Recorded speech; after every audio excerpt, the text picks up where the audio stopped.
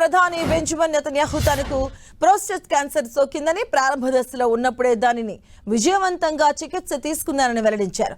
ఇరాన్తో యుద్ధం జరుగుతున్నందున తన అనారోగ్య విషయాన్ని ఎంతకాలం గోప్యంగా ఉంచినట్టుగా తెలిపారు. ప్రస్తుతం తాను పూర్తి ఆరోగ్యంతో ఉన్నానని ఆయన స్పష్టం చేశారు. ఏడాదిన్నర క్రితం ప్రోస్టేట్ గ్రంథి సమస్యకు శస్త్రచికిత్స చేయించుకున్నానని, అప్పటి నుంచి క్రమం తప్పకుండా వైద్య పరీక్షలు చేయించుకుంటున్నానని నెతన్యాహు తెలియజేశారు. ఇక ఇటీవల పరీక్షల్లో 0.9 సెంటీమీటర్ల పరిమాణంలో ఓ కణితిని గుర్తించారని, అది ప్రారంభ దశ క్యాన్సర్ గా నిర్ధారణ అయిందని వివరించారు. అయితే అది ఇతర భాగాలకు వ్యాపించలేదని, వైద్యుల సలహా మేరకు రేడియేషన్ థెరపీ తీసుకున్నానని చెప్పారు. ఇక ఈ చికిత్సతో క్యాన్సర్ పూర్తిగా తొలగిపోయిందని వైద్య నివేదికలు ధృవీకరించినట్లుగా పేర్కొన్నారు.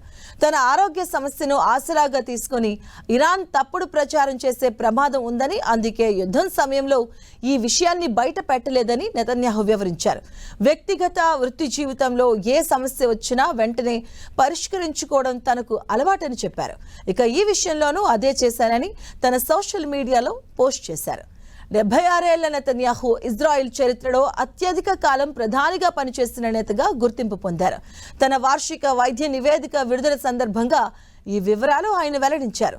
ప్రారంభ దశలోనే గుర్తించి చికిత్స తీసుకోవడంతో ఆయన పూర్తిగా కోలుకున్నారని వైద్యులు స్పష్టం చేశారు.